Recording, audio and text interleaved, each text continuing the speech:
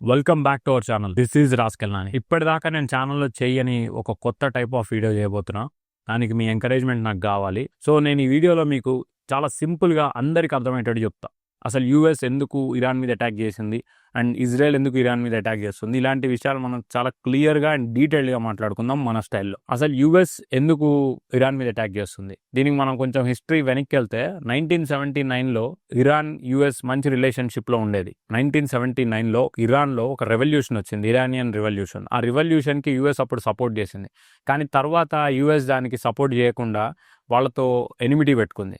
దానికి యూఎస్ చెప్పే రీజన్స్ ఏంటంటే ఇరాన్లో చాలా యురేనియం మైన్స్ ఉన్నాయని, అండ్ వాళ్ళు అక్కడ సివిలియన్స్కి కావాల్సిన దానికంటే కూడా ఎక్కువ యురేనియంని ఎక్స్ట్రాక్ట్ చేస్తున్నారని, అండ్ ఆ ఎక్స్ట్రాక్ట్ చేసిన యురేనియంని న్యూక్లియర్ వెపన్స్లో అండ్ ఇంకా చాలా బ్యాలిస్టిక్ వెపన్స్ ఇంకా యూఎస్ మీద కానీ వేరే కంట్రీస్ మీద అటాక్ చేయగలిగేంత పవర్ వాళ్ళు యురేనియం నుంచి ఎక్స్ట్రాక్ట్ చేస్తున్నారని హెజ్బొల్లా, హమాస్, షియా ఇవన్నీ చాలా పవర్ఫుల్ ఉగ్రవాద సంస్థలు. అండ్ ఈ ఉగ్రవాద సంస్థలన్నిటినీ ఇరాన్ అన్అఫీషియల్గా పెంచి పోషిస్తుంది అండ్ వాటన్నిటిని సపోర్ట్ చేసుకుంటూ వస్తుంది. సో ఏ రోజుకైనా సరే ఇజ్రాయెల్కి కానీ యూఎస్కి కానీ వీళ్ళందరికీ ఈ ఇరాన్ వల్ల చాలా డేంజర్. సో ఏ రోజుకైనా మాకు వీళ్ళు డేంజర్ అని చెప్పి యూఎస్ ఎప్పటి నుంచో టైం కోసం చూస్తుంది.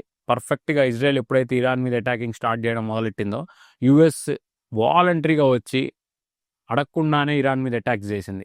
అండ్ దానికి వాళ్ళు చెప్పే రీజన్ ఏంటంటే ఇరాన్లో సివిలియన్స్కి కావాల్సిన ఎలక్ట్రిసిటీ జనరేట్ చేయడం కోసం, వాళ్ళ నీడ్స్ కోసం కావాల్సినంత ఎలక్ట్రిసిటీ పవర్ని జనరేట్ చేయడం కోసం ఇరాన్ వాళ్ళు యురేనియం ఎక్స్ట్రాక్ట్ చేస్తున్నారు.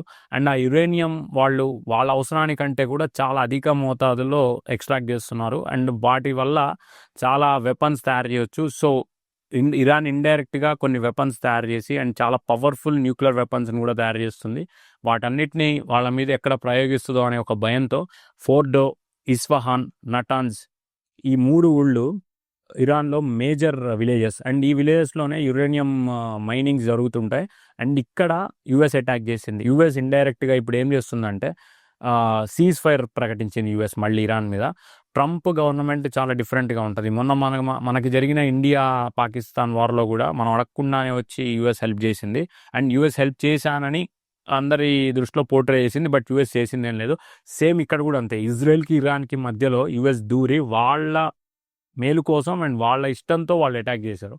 దాన్ని వాళ్ళు ఇజ్రాయెల్కి ఏదో హెల్ప్ చేసినట్టు పోర్ట్రే చేస్తారు. ఇప్పుడు మళ్ళీ వాళ్ళంతటా వాళ్ళే వచ్చి సీజ్ ఫైర్ ప్రకటించి ఇక యుద్ధం వద్దు, మేము ఇరాన్కి ఫ్యూచర్లో సపోర్ట్ చేస్తాం, యురేనియం ఎక్కువ ఎక్స్ట్రాక్ట్ చేయకుండా మీరు మీకు కావాల్సిన ఎనర్జీని మొత్తం జనరేట్ చేసుకునేటట్టు మేము మీకు హెల్ప్ చేస్తామని చెప్పి యూఎస్ ఒక కండిషన్ పెట్టి ఇరాన్ని ఒప్పించడానికి ట్రై చేస్తుంది.